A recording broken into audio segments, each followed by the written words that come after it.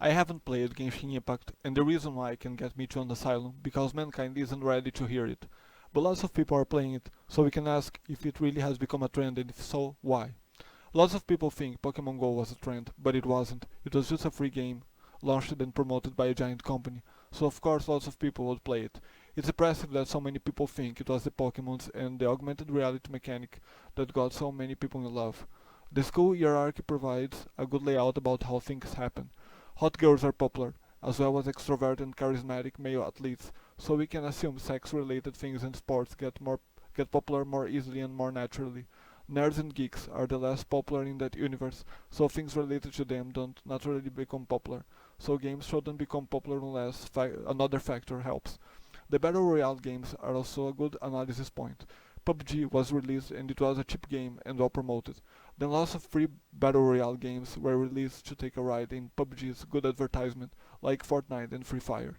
They ended up promoting each other, and since they made money from in-game cosmetic sales, they'd also invest that money on more advertisement.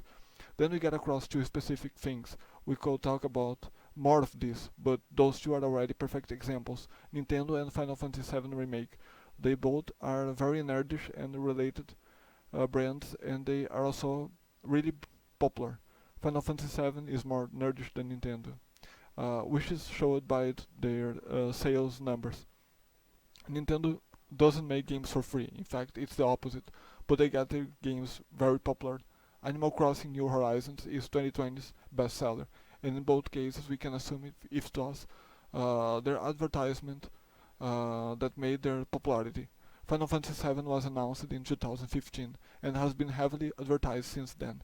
Not to mention the original is Square Enix bestseller of all time, and it also has a big expanded universe with products like Crisis Core, Advent Children, Gears of Cerberus, and so on.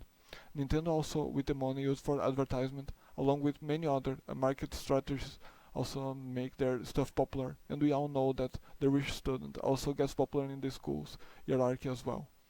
So we can conclude Genshin Impact isn't a trading game, and people are only playing it because it's a crony herd effect.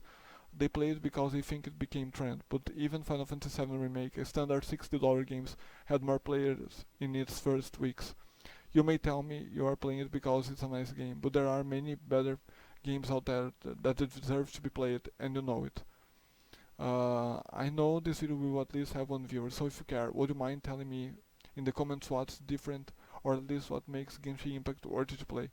Not that I'll play it myself, but I won't mind reading people say good things about it. It's one of the games I'd rather not play and not criticize, so I won't offend the fanbase. But not that I'll never play it. The reason why I chose not to play it ends up creating a temptation effect on me, for me to play it. That's it for now. Make sure you subscribe and upvote. See you in the next video, and I don't know when. I didn't know even when this one was going to be released.